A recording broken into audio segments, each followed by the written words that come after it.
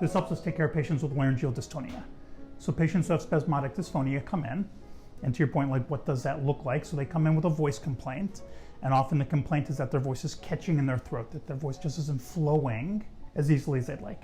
And if we see that there's laryngeal spasm, if we, based on what they sound like and what they look like when we examine their larynx, see that there's a sense of the vocal cords spasming together, interrupting fluency, putting Botox into those vocal cord muscles weakens the muscles enough to reduce the spasm and help get a longer, stronger, easier, more fluid voice.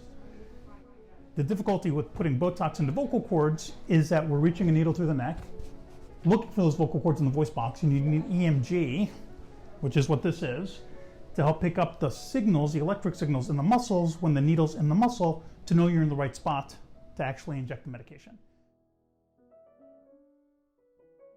So without an EMG, we couldn't take care of those patients with laryngeal dystonia who need Botox of their voice box muscles. Yeah, right, so there are ways to do Botox without an EMG, and it's camera guided. It's using a camera in through their nose to see where the needle ends up.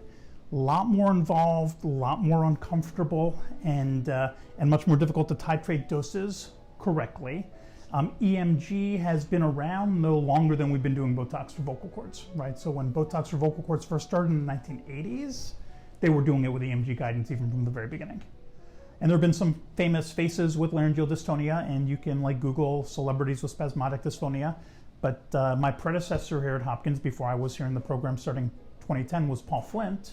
And I can mention Paul because Paul was very famous for doing a lot of Botox injections, and Diane Rehm was one of his patients. And I know we're not supposed to violate HIPAA, but she'd put it in the foreword of her book. She, of course, was on NPR and was very public about her battles with spasmodic dysphonia, and she had her care at Hopkins using the less sophisticated predecessor to this machine from my colleague, Dr. Flint, and acknowledged him in her book talking about spasmodic dysphonia. I saw somebody earlier today, kind of on the younger end of the spectrum for laryngeal dystonia, spasmodic dysphonia, and he's in the more hyper-aware category. Voice actually sounds pretty good, but he's aware of the catching and has been receiving Botox for a handful of years already. Other people don't come until it's already very far advanced. They've had it for 10 or 15 years. It was unrecognized as to the nature of the diagnosis. They just know voice has been getting progressively worse.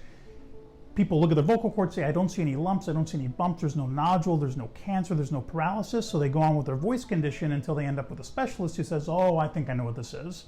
Your vocal cord muscles are spasming.